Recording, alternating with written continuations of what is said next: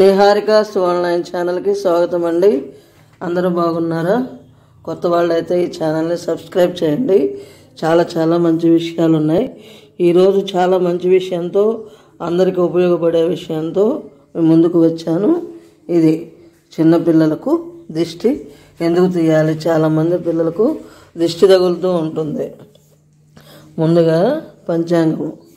April సోమవారము అంటే హిందూవాస్త్ర 29/4/2024 శ్రీ క్రోధీనామ సంవత్సరం, చైత్రమాసం, వసంత ఋతువు, ఉత్తరాయణం.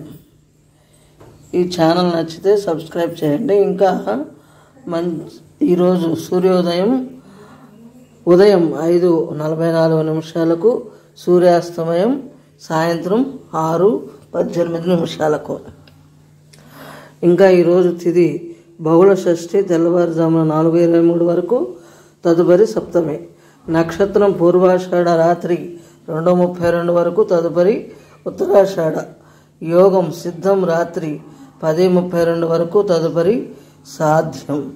కరణం గరజి సాయంత్రం 4:54 వరకు, తదుపరి భద్ర.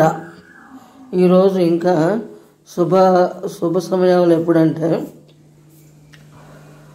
ఉదయం 6 గంటల నుండి 7 గంటల వరకు. రాహుకాలము ఉదయం 7:30 నుండి 9 వరకు. యమగండము ఉదయం 10:30 నుండి 12 గంటల వరకు. ఇంకా ఈరోజు దుర్ముహూర్తము పగలు 12:24 నుండి 1:12 వరకు, మరల సాయంత్రము 2:46 నుండి 3:34 వరకు. వర్జము పగలు 12:22 నుంచి 1:58 వరకు. అమృతగేడేలు రాత్రి 10:03 నుంచి 11:35 వరకు. ఇంకా ఈరోజు చాలా మంచి విషయం ఏంటంటే, దిష్టి తీసే సమయంలో అంటే పిల్లలకు కొన్ని జాగ్రత్తలు తప్పనిసరిగా పాటించాలని మన పెద్దలు చెప్తూ ఉంటారు. చిన్నారులకు దిష్టి తీసేటప్పుడు ఎలా పడితే అలా తీయకూడదు. వారి వద్ద పొరుగింటి పిల్లలు, చిన్నపిల్లలు ఎవరు ఉండకూడదు, వెళ్ళిపోమని చెప్పాలి. అలాగే చిన్నపిల్లలు నిద్రపోతున్న సమయాల్లో కూడా ఎట్టి పరిస్థితుల్లో మనము దిష్టి తీయకూడదు. ఇంకా పిల్లలకు తలంటి స్నానం చేయించిన తర్వాత కర్పూరం బిళ్ళ వెలిగించి పైనుంచి కిందకి తిప్పి కర్పూరం వెలుగుతూ ఉండగానే బయటపడేయాలి. ముఖ్యంగా ఇంట్లోని పెద్దవాళ్ళు బయట ఎక్కడెక్కడో తిరిగి వచ్చినప్పుడు ఇంట్లో చిన్నపిల్లలను అస్సలు తాకకూడదు అన్నమాట. మొట్టమొదటిగా ఏం చేయాలంటే కాళ్ళు చేతులను శుభ్రంగా కడుక్కొని అప్పుడు ఒక చుక్క నీళ్ళు పైన కూడా చల్లుకోవచ్చు తల మీద. అప్పుడు పిల్లల్ని ఎత్తుకోవాలి. అదేవిధంగా అర్ధరాత్రుల్లోనూ మిట్ట మధ్యాహ్నం సమయాల్లోనూ పిల్లలను బయట తిప్పకూడదు అనమాట. దిష్టి తగులుతూ ఉంటుంది. ఒకవేళ తప్పనిసరిగా తీసుకెళ్లాల్సిన సమయాల్లో తల మీద అంటే తలంటి పోసుకున్నట్లయితే మాడు మీద కొద్దిగా నూనె పెట్టి పిల్లలకి జాగ్రత్తగా తీసుకెళ్ళాలి. తలంటి పోసుకున్నప్పుడు అసలు అయితే తీసుకెళ్ళకూడదు.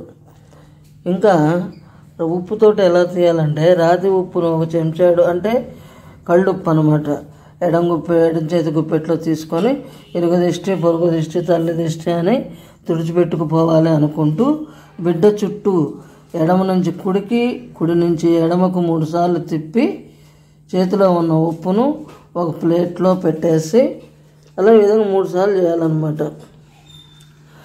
2 సార్లు చేసి 2 సార్లు 3 సార్లు చేయొచ్చు. బిడ్డను నీటితోటి కళ్ళను తుడిచి దిష్టి తీసిన ఉప్పును ఎవరిని తొక్కని చోట వేయాలి. ఈ విధంగా ఉప్పు మిరపకాయలు కలిపిన మిశ్రమంతో కూడా తీయచ్చు. కొబ్బరికాయను కూడా దిష్టి తీయడానికి వాడవచ్చు.